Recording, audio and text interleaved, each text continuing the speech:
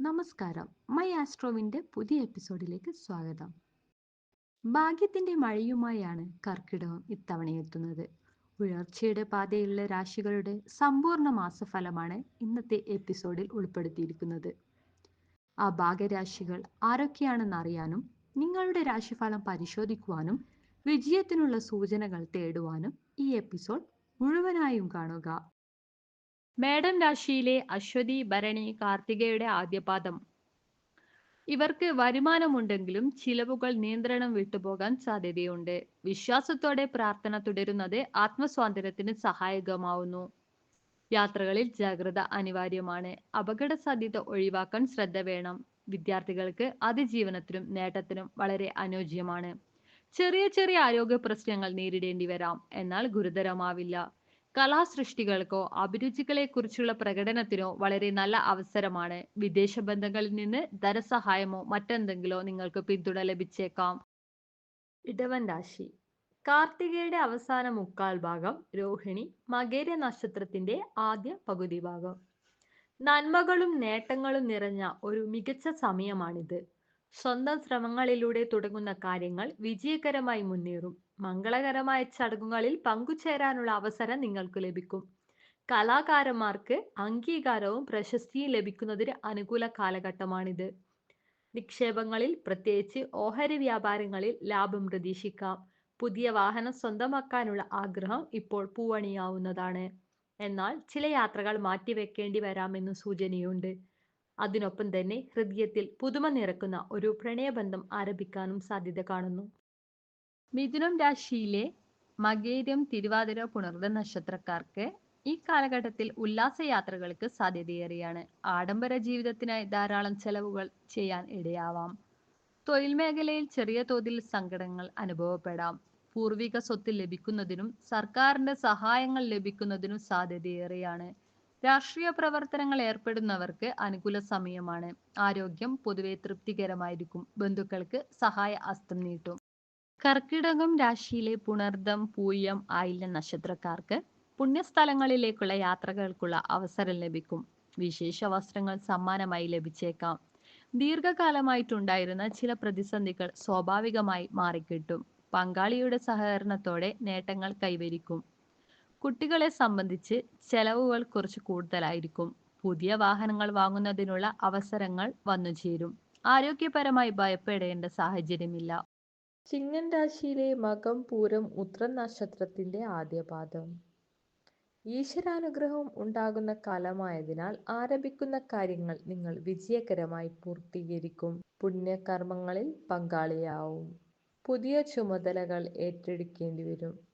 ഭാഗ്യസഹായത്തോടെ ചില നേട്ടങ്ങൾ കൈവരിക്കും. വരുമാനം വർദ്ധിക്കുന്ന സാധ്യതയുണ്ട്. പുതിയ ജോലി അന്വേഷിക്കുന്നവർക്ക് മികച്ച അവസരങ്ങൾ ലഭിക്കും. പങ്കാളിയുടെ ആരോഗ്യം പ്രത്യേകിച്ച് ശ്രദ്ധിക്കേണ്ടതുണ്ട്. കന്നിരാശി. ഉത്രം, അത്തം, ചിത്തിര നക്ഷത്രത്തിന്റെ ആദ്യപാദം. ഇവർക്ക് നിരപരാധിത്വത്തെക്കുറിച്ച് ആരോപണങ്ങൾ ഉയരാൻ സാധ്യതയുണ്ട്. മേൽസ്ഥാനങ്ങളിൽ നിന്ന് എതിർപ്പ് നേരിടേണ്ടി വരും. യാത്രക്കിടെ വിലപ്പെട്ട വസ്തുക്കൾ നഷ്ടപ്പെട്ടെന്നും വരാം. അതിനാൽ സൂക്ഷ്മതയോടെ കൈകാര്യം ചെയ്യേണ്ടതുണ്ട്. പങ്കാളികൾ തമ്മിൽ അഭിപ്രായ ഭിന്നത സംഭവിക്കാനിടയുണ്ട്. സിനിമയുടെയും മാധ്യമരംഗങ്ങളിലെയും ആളുകൾക്ക് ഈ സമയം വളരെ നേട്ടകരമായിരിക്കും. വീടിന്റെ നിർമ്മാണം വിജയകരമായി നിങ്ങൾ പൂർത്തീകരിക്കും. തുലാ രാശിയിലെ ചിത്തിരയുടെ അവസാന പാദം, ചോതി, വിശാഖ നക്ഷത്രം. ഇവർക്ക് ഉന്നത വ്യക്തികളിൽ നിന്ന് സഹായം ലഭിക്കുന്ന ഒരു സമയമാണിത്. ജോലി അന്വേഷിക്കുന്നവർക്ക് നിയമനം ലഭിക്കും. വരുമാനത്തിൽ നേട്ടം കാണും. അതേപോലെ തന്നെ എതിരാളികളിലൂടെ തന്നെ ചില ഗുണഫലങ്ങൾ നിങ്ങൾക്ക് ലഭിക്കും. കുറച്ചു കാലമായി വിഷമിപ്പിച്ചിരുന്ന വിഷയങ്ങൾക്കുള്ള പരിഹാരങ്ങൾ നിങ്ങൾ തന്നെ കണ്ടെത്തും. സർക്കാരിൽ നിന്നുള്ള ആവശ്യപ്പെട്ട രേഖകൾ ലഭിക്കാൻ ഏറെ സാധ്യതയുണ്ട്. വൃശ്ചികം രാശിയിലെ വിശാഖ നക്ഷത്രത്തിന്റെ ആദ്യ പാദം, അനിഴം, തൃക്കേട്ട നക്ഷത്രം. പൊതുവെ ആധ്യാത്മിക അനുഗ്രഹം ഇവർക്ക് കുറവായിരിക്കും. അവിവാഹിതരായവർക്ക് വിവാഹ നിശ്ചയം നടക്കാൻ സാധ്യതയുണ്ട്. കാർഷിക മേഖലയിലേക്കാകട്ടെ താല്പര്യം വർദ്ധിക്കും. ഉയർന്ന സ്ഥാനമുള്ള വ്യക്തികളുമായിട്ട് സൗഹൃദങ്ങൾ നിങ്ങൾക്ക് ഗുണഫലം ചെയ്യും. ആരോഗ്യപരമായ വലിയ പ്രശ്നങ്ങളൊന്നും ഉണ്ടാവില്ല. എന്നാൽ സാമ്പത്തികപരമായിട്ട് കുറച്ച് സമ്മർദ്ദം അനുഭവപ്പെടും. സുഹൃത്തുക്കളുടെ സഹായം നിങ്ങൾക്ക് ആശ്വാസമേകും. ധനുരാശിയിലെ മൂലം, പൂരാടം, ഉത്രാടത്തിന്റെ ആദ്യ പാദം. ഇവർക്ക് കുടുംബത്തിൽ ഒരു ശുഭ സംഭവം നടക്കാൻ സാധ്യതയുണ്ട്. ഉല്ലാസയാത്രയിൽ പങ്കെടുക്കാൻ അവസരം കാണുന്നു. പുതിയ വാഹനം വാങ്ങുന്നതിന് അനുകൂലമായ സമയമാണിത്. ഉന്നത സ്ഥാനമോ അധികാരമോ ലഭിക്കാൻ സാധ്യതയുണ്ട്. അടുത്ത ബന്ധുവുമായി ചില അഭിപ്രായ വ്യത്യാസങ്ങൾ ഉണ്ടാകും. ദൈവാനുഗ്രഹം ശക്തമായതിനാൽ പല കാര്യങ്ങളും പ്രതീക്ഷിച്ച പോലെ നടക്കും. ആരോഗ്യം പ്രത്യേകം ശ്രദ്ധിക്കേണ്ടതുണ്ട്. മകരം രാശിയിലെ ഉത്രാട നക്ഷത്രത്തിന്റെ അവസാന പാദം, തിരുവോണം അവിട്ടം നക്ഷത്രത്തിന്റെ ആദ്യ പാദം. ഇവർക്ക് പണയം വെച്ചിരുന്ന സാധനങ്ങൾ തിരിച്ചു പിടിക്കാൻ അവസരമുണ്ടാവും. വിദ്യാർത്ഥികൾക്ക് പഠനത്തിൽ അധികം ആഴമുള്ള താല്പര്യം പ്രകടമാവും.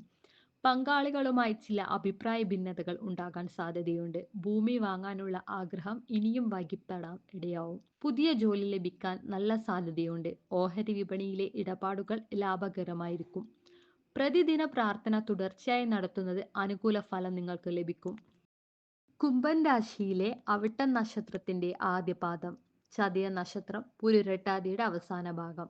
ഇവർക്ക് സാമ്പത്തികമായി മുന്നേറ്റം അനുഭവപ്പെടും. പങ്കാളിയുടെ ഭാഗ്യത്തോടെ ചില ഉത്തമ അനുഭവങ്ങൾ കൈവരിക്കാൻ കഴിയും. രാഷ്ട്രീയ പ്രവർത്തകർക്ക് അധികാര വികസനത്തിന് അനുകൂലമായ കാലഘട്ടമാണിത്. ഇഷ്ടപ്പെട്ട ഭൂമി സ്വന്തമാക്കാൻ അവസരമുണ്ടാകും. സ്ത്രീകൾക്ക് സ്വർണ്ണാഭരണങ്ങൾ കൈവശമാക്കാൻ കഴിയും.